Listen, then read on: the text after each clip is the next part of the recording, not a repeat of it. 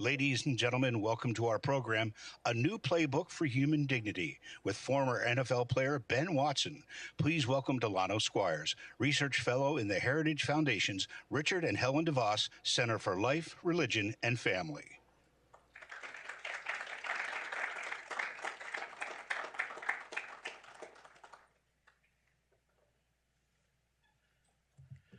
Good morning, everyone.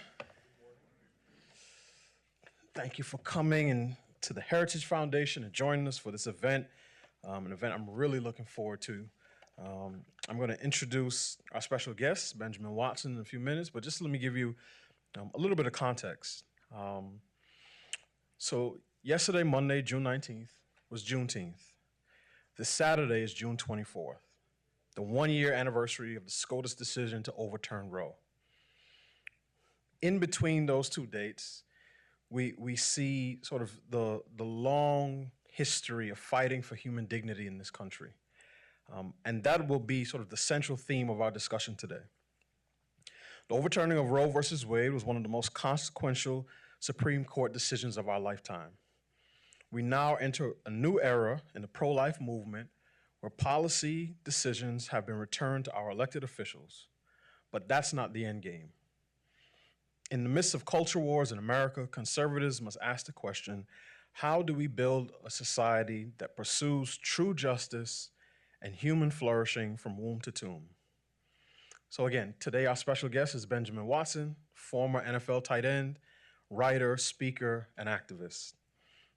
Benjamin is a college football studio analyst with the SEC Network, and he serves as VP of Strategic Relationships with the Human Coalition, one of the largest pro-life and pro-woman organizations in the country.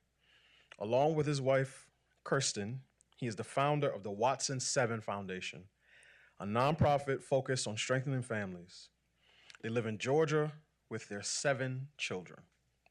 So would you join me in welcoming today's guest, Benjamin Watson?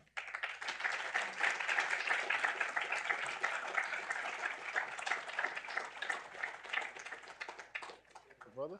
Absolutely. Hey, I am most impressed that you got my wife's name correctly. You just earned major points by saying Kirsten and not Kristen or Kirsten, so I appreciate that. I understand. I know how protective you are of your wife. Of course. I've watched the SEC Network before. That's an insider joke for any college football fans. You can YouTube that. Right. So again, welcome to the Heritage Foundation. As a former NFL tight end, I think you can appreciate that today I'm playing backup quarterback for Dr. Roberts, and I will try my best to get us into the end zone. I've had some of my best games with backups. Okay, so that's a good thing. That's a good thing. Because they rely on the tight end. They don't throw the ball way downfield to Randy Moss, and they throw it to the tight end. All right, so one, happy belated Father's Day. You describe yourself as a man on a mission. And you're an example of someone who lives out your mission sort of in the public square. So can you tell us, what is your current mission in the pro-life movement, and what is your vision for a culture of life here in America? Yeah, thanks for that question. Thanks, Heritage, for having me. I appreciate all of you coming out on a Tuesday in Washington, D.C. I know that is difficult. But I appreciate the support and your willingness to come and engage in this conversation about human dignity, especially as you mentioned, Delano, a year after Roe v. Wade.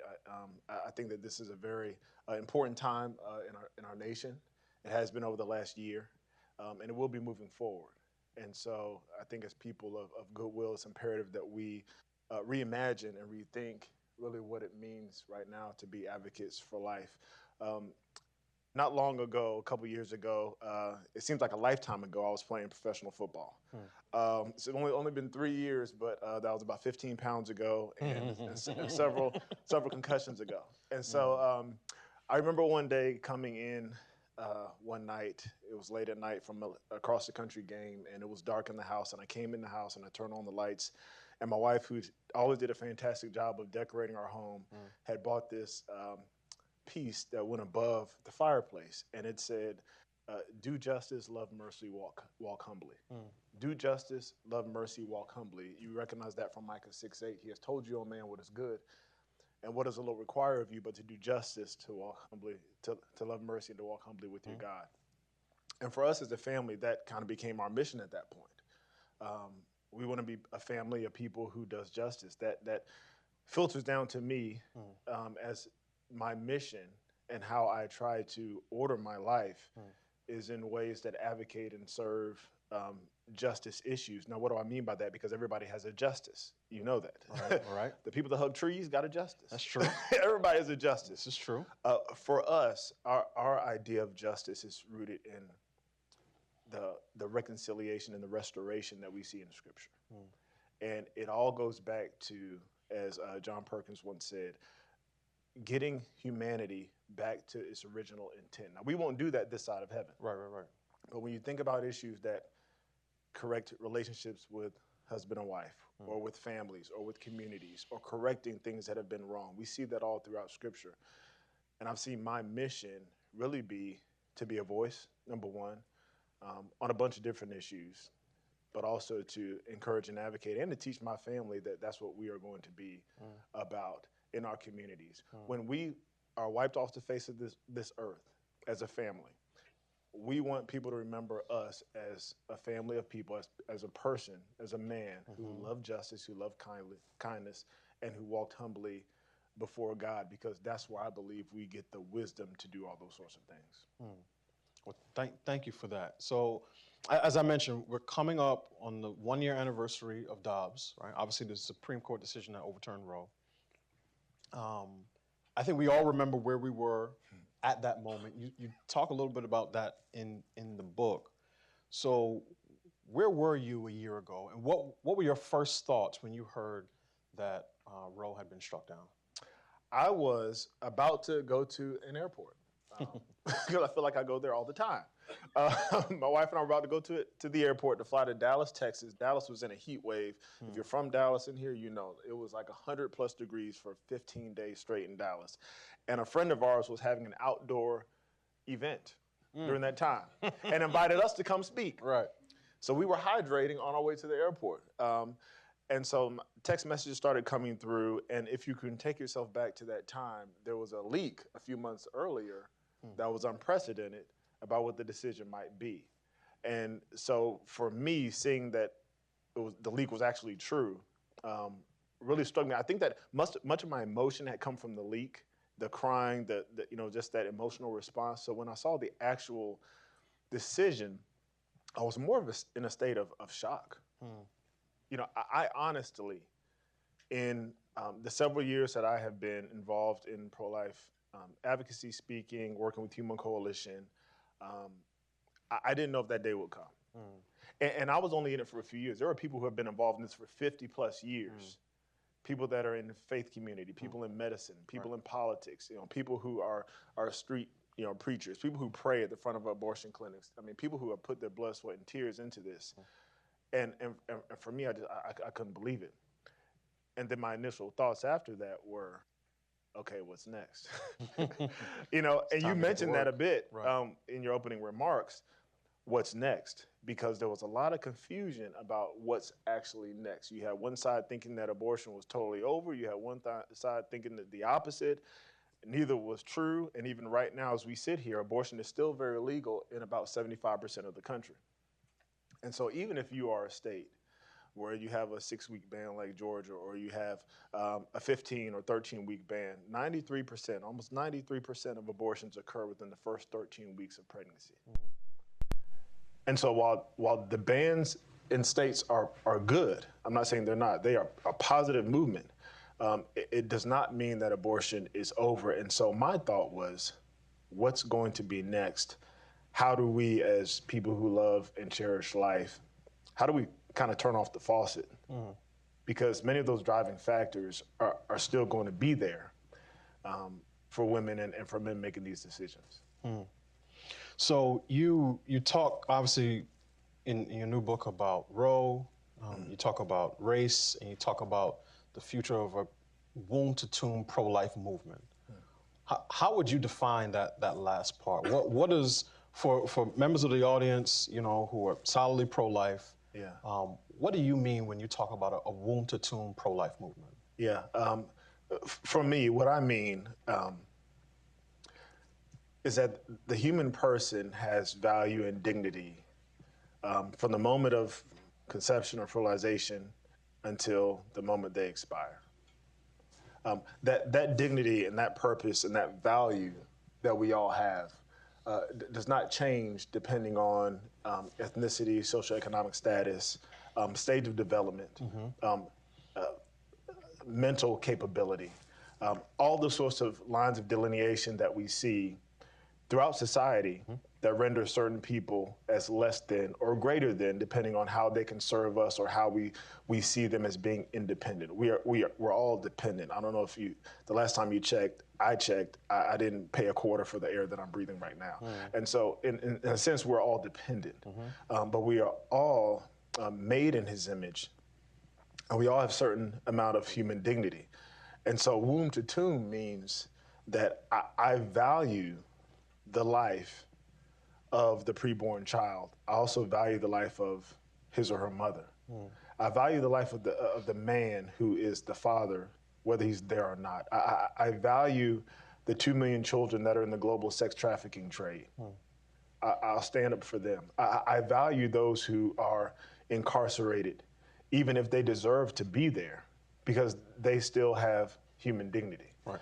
I value the person that's in end-of-life care, even though I have to help them up the steps, even though I have to feed them, like many of us did with our grandparents or elderly people who were at the end of their life, and you had to actually sit there and feed them as if they were a child. Their value is still the same. Right. And so the womb to tomb pro-life means, man, how do we promote human flourishing for all of them? How do we protect all of them? Now, it's different because they're in different stages, but it's just the idea that I'm acting out of this idea that these people have value and worth that is equal to everybody else. So what message would you want to get out to conservatives who are not used to thinking about these issues, particularly around pro-life issues, particularly around abortion, are not used to thinking about them necessarily in the context of, let's say, greater social spending, right? Yeah. So that's part of the argument you make in the book is, we need to do more to care for mothers and their babies. Obviously, conservatives are some of the most generous people when it comes to volunteering at pregnancy centers and doing that type of work. But what would you say to someone who may say, you know what? Yes, I'm pro-life, but that doesn't mean that I necessarily want to spend more money, more government money on some of these services. Yeah, the first thing I would say is I understand, because the first thing you think of, where's this money coming from? Right. Somebody got paid for it. Don't grow on trees. That's the first thing my mom and dad told me. Daddy, can I have some? They don't grow on trees. You better go to that jar and get some quarters out of there. Or go look in that couch for some pennies. So the first thing I say is I understand that sentiment. The second thing I say is that specifically right now, during this time, and when I say this time, I mean in a post-Roe America, we have a tremendous opportunity. Those who are conservatives, those who have the label of everything that you just said, and the idea out there is that these people in here do not want to spend, do not want to care for people after birth. They just care about babies in the womb. They don't care about anybody else that's dealing with those things. Now, we know that that's largely not true for most people. It is for some. But right now, there's an opportunity to I would say, cast a wider net and to challenge ourselves. What I mean by that is there are several different issues that you may not call pro-life issues that I would suggest to you are pro-life issues. For example, there's no federally mandated pay leave. About 21% of people, only about 21% of women actually take paid maternity leave. That's an issue that has come up as perhaps it sounds like it's a legislative issue. It's not connected to the pro-life movement. But if you speak to a lot of mothers, some of them would actually parent if they knew they weren't going to lose their job, if they had the ability to take some time off to be with their child. That's an example that may not seem like a pro-life issue, but especially in the last several years in, again, working with Human Coalition and being involved with some pregnancy resource centers, the common, I would guess, average abortion-determined woman is in her late 20s. She already has a child. She has at least a high school education, perhaps some college. She has, her housing is in flux. It may not be dependable. And then there are the economic issues, and then there's largely a relationship with the father issue. So if I'm looking at her and what impacts her, and in this post-war era I want to impact her, then I have to think about things that are going to give her a fighting chance to make a decision for life.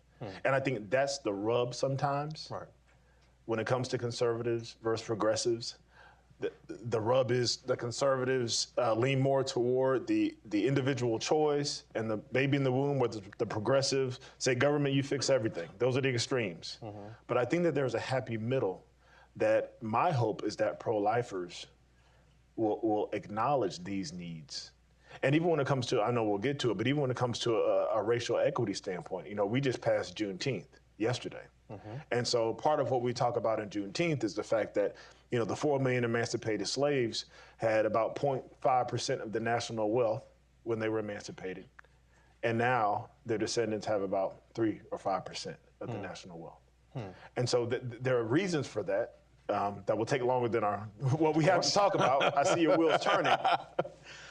But even when you think about that woman who is having an abortion, Black women are 3 to 4 times more likely. And so all these connecting and overlapping factors like that, bloomin' onion at Outback, that you peel back and you peel back and you peel back and you peel back and you peel back, and you say, man, all these overlapping factors, man, what a great opportunity to at least speak to all of them. Yeah. Connecting back to the issue of womb to tomb Right. and of preserving life. So you brought up race. Is one of the central themes in the book. Yeah. I know at times it can be somewhat difficult to have these types of conversations. Yeah. The left is always willing to talk about race, sometimes in ways I think are not particularly helpful. Yeah. But I'm a believer in just addressing things straight on. So, many people have heard some of the sobering statistics. About 40% of the women seeking abortions in this country are Black. Yeah. In New York City, where I grew up, the abortion rate is about 50% for Black women. Almost equal numbers of induced abortions and live births on a year-to-year basis. I want to read a short quote. This is my version of an Audible, by the way. Which I actually recorded my Audible. I recorded the Audible book, and the only reason why I did it was because my wife made me. Yeah. So I did not want to do it. She's like, "You need to do it. You need to record your book." I said, "No, I don't like talking and reading." So this is me trying to do my Peyton Manning Omaha routine. Let's go. So I want to read a short quote. This is from Gregory Carr, Associate Professor of Afro-American Studies at Howard University in this city, the mecca of HBCUs. This is him speaking on Roland Martin's show, Unfiltered, on September 5th, 2021. So I want to set the context. This is right after Texas's 6-week abortion ban. Yeah. And I quote, "This ban on abortion will be a ban on poor people, poor Black and brown women. The rich will get on their jets and terminate their pregnancies out of the United States. This is why the study of history is so important. You will see an approximation of the Underground Railroad. During the years living after the Civil War, people broke the law. Africans like Harriet Tubman and Frederick Douglass stole themselves. They were federal and state criminals. You're going to see something similar when people fund folk to go out of state to civilized states to terminate pregnancies." So my question is, how would you persuade Black Americans to embrace a more pro-life ethic when the most popular politicians, and pundits, and performers, and professors so unequivocally support the party of abortion on demand? That's good. Well, first thing is I would push back on the loud voices. Okay. Because one thing we see in poll after poll, and even historically, recently things have changed from, the Black community as far as the sentiment within the community as opposed to the voices that are speaking for the community. Right. Fair. Two different things. That's fair. Are historically pro-life. We've always been that way, in the way that we've had to take care of loved ones, in the way that we fought for family. Even, again, going back to Juneteenth, one of the primary things that happened after emancipation was finding families. Mm-hmm. They fought to find families. Mm-hmm. And I'm talking about taking out ads in newspapers. Mm-hmm. I'm talking about church bulletins. I'm talking about walking hundreds of miles, getting on your horse and buggy, whatever it may be, to find families. Many of them never found their families that were sold to different parts of the country. Mm. So family has always been important. It is a lie, or is at least irresponsible, to say that most black people are not pro-life in sentiment. Now, where we differ, and you know this, we've talked about it, is in how we describe that. The term pro-life is not used in the black community the same way it's used in conservative white spaces, primarily because of politics. And so there's a sentiment of being pro-life, and actually the politics of saying that I'm pro-life. Mm-hmm. And that's where the rub comes. Yeah. Your question about how would I push back on the black community and encourage them when it comes to what politicians are saying. The first thing you have to do is debunk the myth. Mm-hmm. Second thing you have to do is the facts. Abortion has never helped us. Abortion on demand has never helped us. Mm. Poverty, a black child is still 3 times more likely to be born into poverty. A black woman is more likely to be parenting in poverty. Black abortion rates are higher. Economically speaking, or educationally speaking, black children are less likely to go on to higher education. Mm. And so while abortion has been available for black people, it has not helped us get the desired outcomes. Right. And so when people like the professor say those sorts of things, he's right in the sense that lower income and ethnic minorities, primarily black women and men, are going to be impacted. Because you're right, when you have wealth, you can go do those sorts of things. We have seen a tremendous drop in abortions in states that have bans. Mm-hmm. I want to say even between July of last year and March of this year, it was something like 70,000 or so. But we've seen a huge uptick in places that have abortion tourism. Mm-hmm. And so those who are able to go to other states are going to be able to go. So he's right in that sense. Right. But the idea that an abortion ban is going to hurt black folks, it just doesn't hold water. Yeah, and it's when I hear words like this from the professor, when I hear people from the NAACP or the Urban League, yeah. And I'm reminded that after Dobbs came down, the Urban League, the NAACP, the National Action Network, joined with Planned Parenthood and NARAL to send a letter to the White House, basically demanding a meeting, saying that black women would be the primary victims, quote unquote, yeah. of the Dobbs decision. So in many respects, and I think this is the point you're making, some of these individuals and institutions believe that it is a worse fate for a black child to be born to a poor mother than to be killed in the womb. This is how perverted it. And I think this goes back to Donald. This goes back to just the context of America, mm-hmm. and especially when it comes to race. There is an idea that if white folks have it, black folks need to have it too. I mean, that's what it is. I understand. And the reason why it's that way is because of everything we just talked about on Juneteenth. Because race is an issue in this country. It always has been.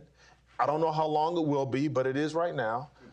Economics is a piece in this country. Like that is part of our DNA, and we can't deny that. And because of that is why you see a black leadership, those organizations that you talked about, say, hold on, they're going to be able to do it. We should be able to do it too. Yeah. Without actually taking it to its logical conclusion that killing your children and having the ability to kill your children is not a right, it's not a privilege, and it's not helpful for next generations. It hasn't helped us. I think about Fannie Lou Hamer, mm-hmm. the civil rights activist, voting rights activist down in Mississippi, someone who was pro-life in the sense that she fought for all life and that she wanted human beings to thrive, that she actually brought in other kids to keep with her. She did not want abortion. The early black feminists did not want, the early feminists, period, did not want abortion. Right.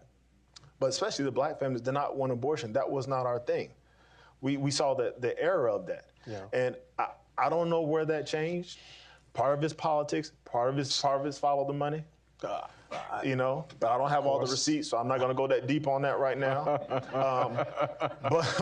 But suffice to say, it's not. And that's part of the reason, honestly, why I felt like I wanted to write about this. I didn't want to write about this. That was not true. What I was about to say. I felt like I had to, simply because of the position I'm in, and my experience.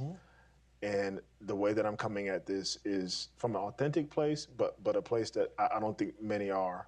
And I know it's not going to make a whole lot of friends, but it's important, especially for Black America, to hear this and to understand this. And again, we have to be careful when we allow certain people to speak for us, because they have platforms. And we also have to be careful if we believe that what they're saying is what Black people really want. Because if you speak to Black women, which I did and I have, many of them do not want abortion. Right. What they want is equal housing. They want livable wages. They don't want to be paid 35% less wages for the same education as their white peers. They don't want that.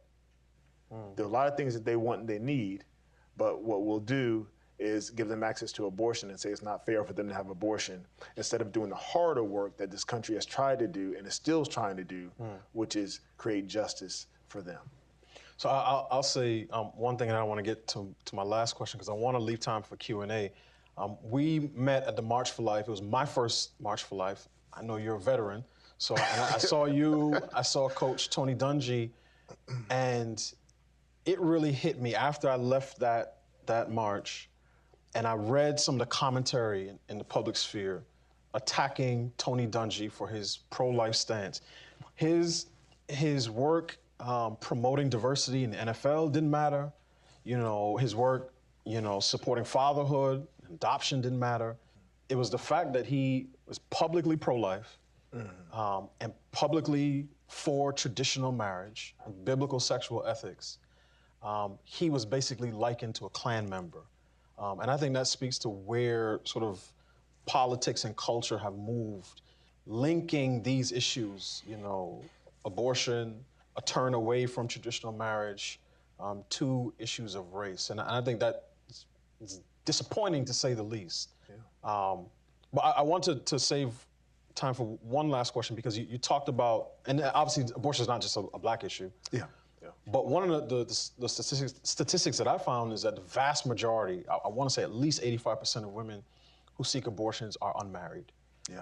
So I'd like for you to speak, a little bit about what role men play, in this particular movement, and how can we, and whether putting marriage before carriage would be a way to sort of naturally drive down the abortion rate, while simultaneously and hopefully raising the married fertility rate in the United States. Well, there's no doubt.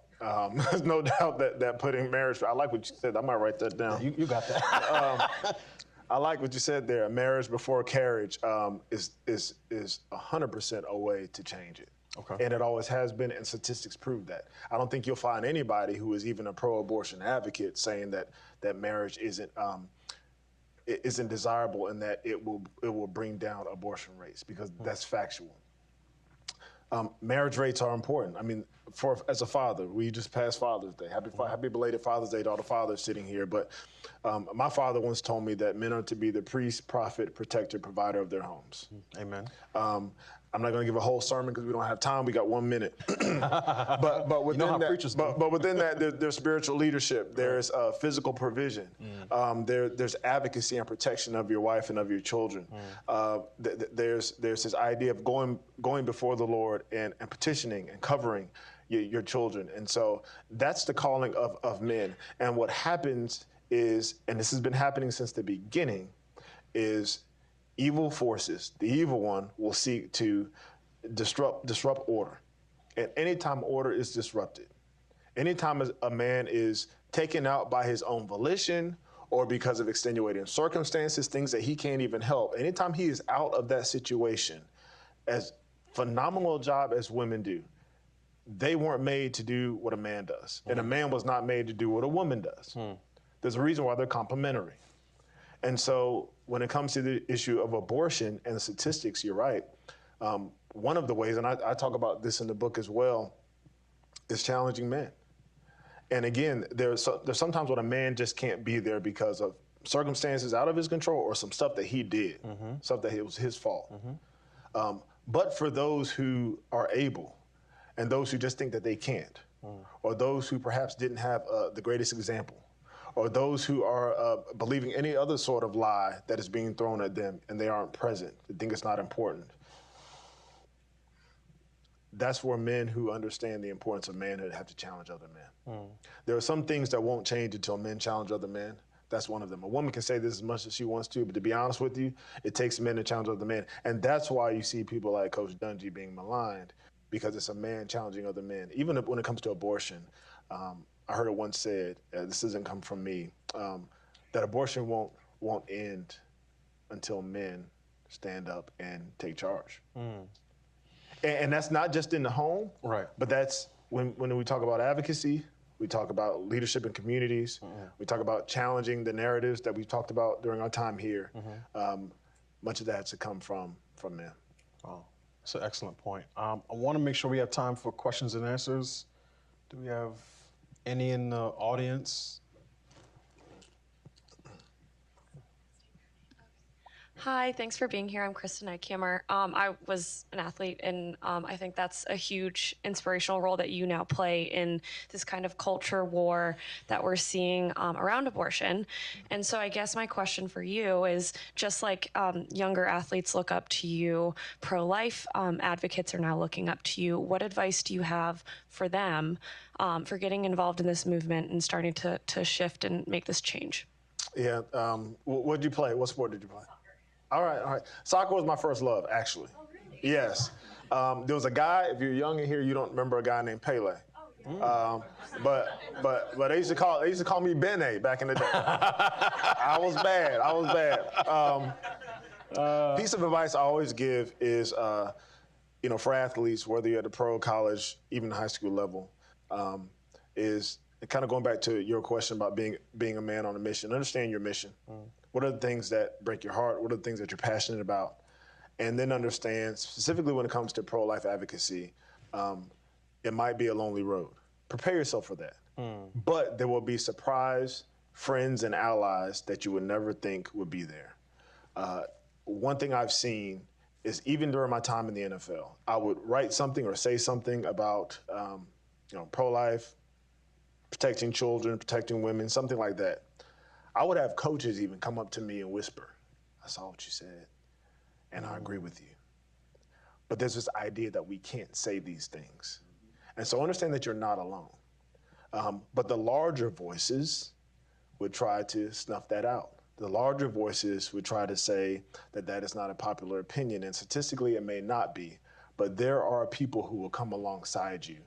And kind of like a fire that starts with a little spark, understand that when you speak up, it will give other people courage.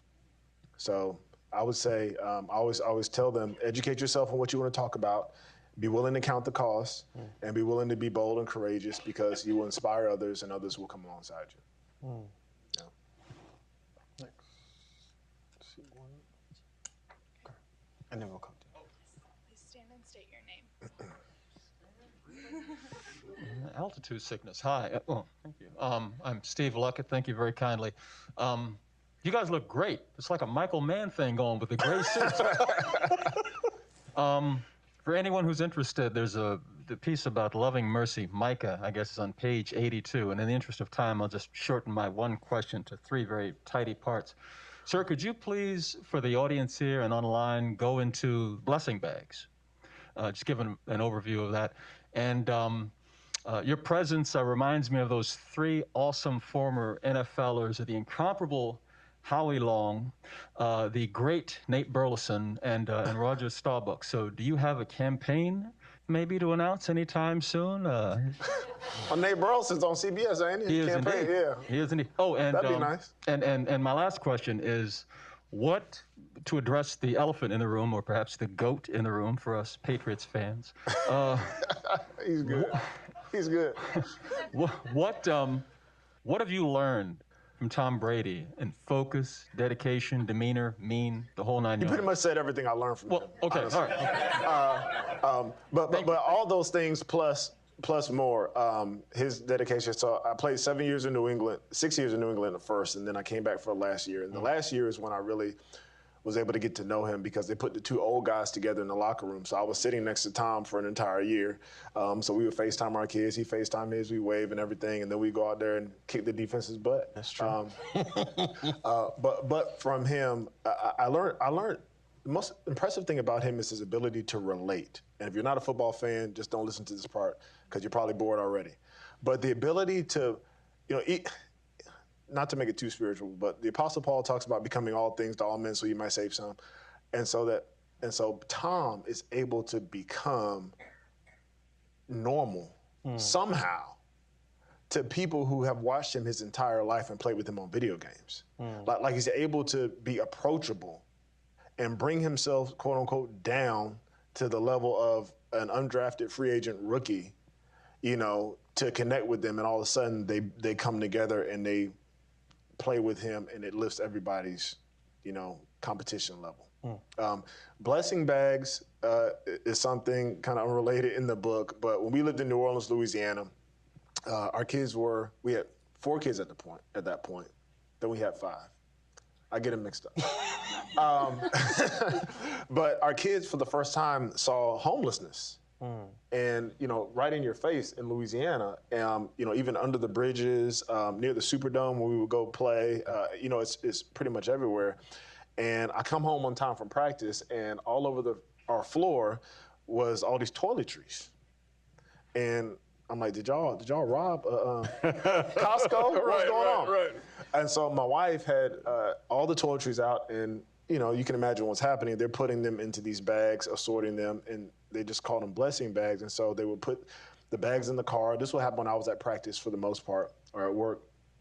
And they would hand them out to people, and it was just their first encounter with trying to do something for somebody else. And I think it really impacted them in a mighty way. But it was led by my wife. That's awesome. Yeah. There's one here and then one here. Hello, Benjamin. Good to see you. Hey. Go Patriots. Anyway, so I think we talked a lot about the narrative and the culture currently about being publicly pro-life, especially as an African American, and I find it so fascinating. And I know that a lot of generational change starts with our young people, and they might feel very discouraged, especially with all of the social media narratives that are really bogging down on them. So what would you say to young African Americans about engaging with the pro-life culture and standing for life? Yeah, thank you for that question. Good to see you again. This young lady here at the March for Life was like going crazy I ran into her, and then also saw you at Catholic University, so it's good to see you. There's a young lady named Trenae McGee, and look her up.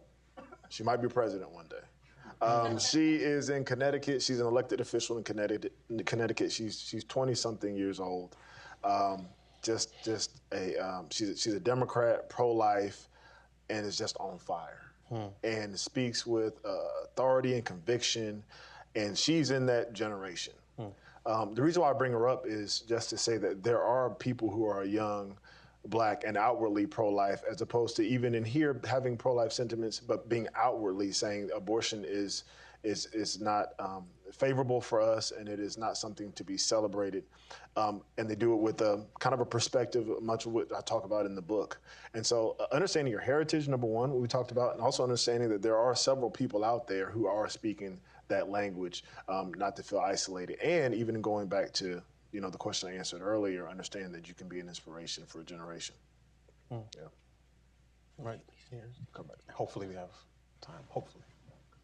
Hello, everyone. My name is Charlotte Bergman. I'm here from Memphis, Tennessee. I am so happy to be in our nation's capital. I'm also excited because You know, we have worked for years and years and years, and we were blessed to have a Supreme Court who recognized this issue and basically overturned it at the federal level, but it is still happening in various states. But I agree with what you said about courage. Typically takes one person to stand up and say something.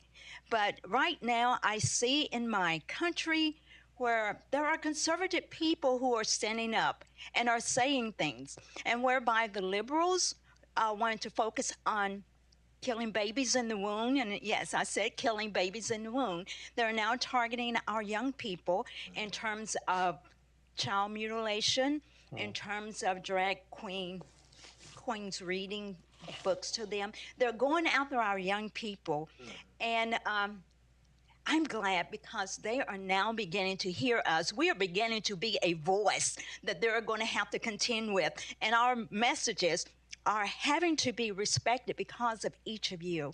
So I'm excited about what is happening in our nation, but I want to encourage people to make sure, and I know most of you in here vote, but you encourage your friends to get out and vote because liberals want to codify abortion in our legislation, and we cannot allow that to happen. Thank you for allowing me to speak. Thank you. Thank you. Thank you. You say you're from Memphis. Memphis, Tennessee. Yeah, there's Church of God in Christ. I don't know how familiar you are with them, but Church of God in Christ is the largest African American denomination, and they are strongly pro-life. And so, when you talk about the fact that black folks aren't pro-life, we may not get involved in the pro-life politics the same way.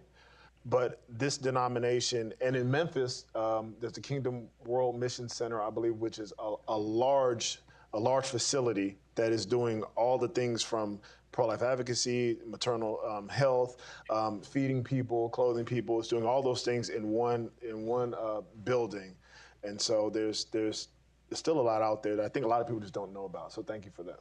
Okay. Yes, I think we have one question down here. Then we'll see if we can get you there. Okay.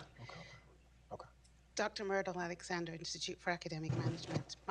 Thank you so much for this topic and for being here today.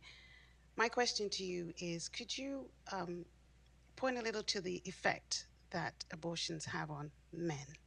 I know you talked about them taking the charge, but they're often left out of the equation when the act is being done. And there is an emotional, physical, and mental component to having your child murdered, frankly. Yeah. That's a great point. Thank you for bringing that up.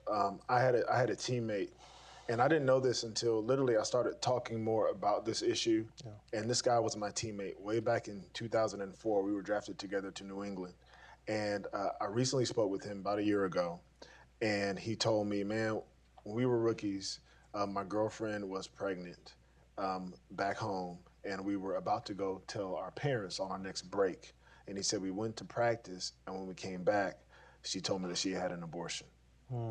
And he told me about the struggle he's had to deal with. He's since married, he has kids, but there's never a replacement for kids. Even those of you who have either had abortions in this room or you have had miscarriages in this room. We've had 2 of them, 2 miscarriages, and there's never a real replacement for that, even if you have other kids. And he told me how he's dealt with that. And there is a really silent group of men who are impacted by abortion. But anytime there's life involved with anything, because our Creator breathed life into us, and so life is different. Like life is special. Life has impact, and when it's taken, whether you do it flippantly or whether you do it intentionally or whether it's accidental, there are always consequences, and there are a lot of men who are suffering.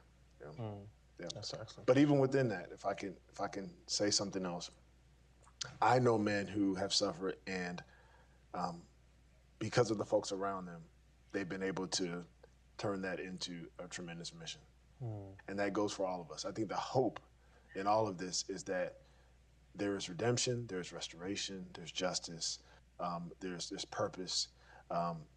There can be mission even in all the misery that we've been through. God can use that for his purposes. That's excellent. I think we have time for one more question. all the way in the back. Hi, Kelly Adams. I work for the Heritage Foundation. I am a huge fan, Mr. Watson, although I am a Steelers fan. It's really tough when you went to the Ravens. It's okay. I respect the Steelers. I respect the Steelers. Okay. So you just talked about miscarriages and you talked about human dignity. Unfortunately, I had a miscarriage last summer at 12 weeks. It was a little boy, Down syndrome. And one of the things that was really difficult for me was when I went to the hospital, I had to have a procedure, and they said, well, it's medical waste. And I fought like hell to try and find a Christian or Catholic organization that would bury my child. Yeah. And I was able to bury him. The human dignity part is incredible. I have a headstone and everything. But I just wonder, how does that conversation go into the human dignity side? Because I believe that if most people knew that if you have an abortion or you have a miscarriage or a stillbirth and you bury them, it is this act of human dignity of giving them a proper place of burial, that their life mattered. And I just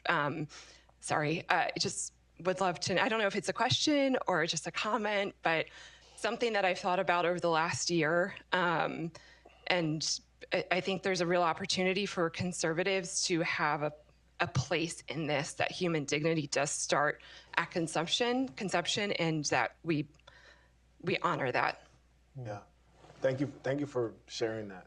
I'm sorry for your loss and all that you're dealing with. I mentioned we had 2 miscarriages, and this was when we were living in Baltimore, right up the road. I was playing for the Ravens, and we had 2 kind of back-to-back within a year or so. And the first one was really difficult. It was around 13, 14 weeks, just like you. Hospital did about the same thing. DNC, got rid of the baby. Then it happened again. And one of the biggest things that we realized, it was a different hospital we went to. This one was a Catholic hospital. And there was an opportunity to have some sort of closure for parents and some sort of burial. And you saw this juxtaposition with how 2 different organizations treated life, but also the necessity that we have as human beings to have that closure and to honor the dignity. One thing that we don't do well, I think, as for those of you who are in church, but just in general as a society, we don't do death well. We talk about the human person in the womb being a person all the way up until birth. But whenever there's a miscarriage or something like that happens, we don't quite know what to say. Like, too many people are suffering in silence. And I don't know if this was your experience, but we realized that even through that, there were a bunch of other people around us that had the same issue, but nobody knew until we mentioned it, because everybody suffers in silence. One thing we can do as people of faith, as a pro-life movement, is to care for women and for men going through that, and offer those sorts of services. I think that is imperative that we do that, because it really is lacking, because we talk about it, but we don't really care for it in that way. Thanks for sharing that. Yeah, thank you. So this brings our event to a close. I believe Benjamin's going to be outside signing some books. Yes, sir. And we're gonna have lunch after. I'm glad Catherine shook her head, because if not, I would be on the hook to pay for it. and I'm paying for it. And so yeah, please again join me in having Benjamin Watson here for the conversation that we had. Please give him a round of applause as we move outside.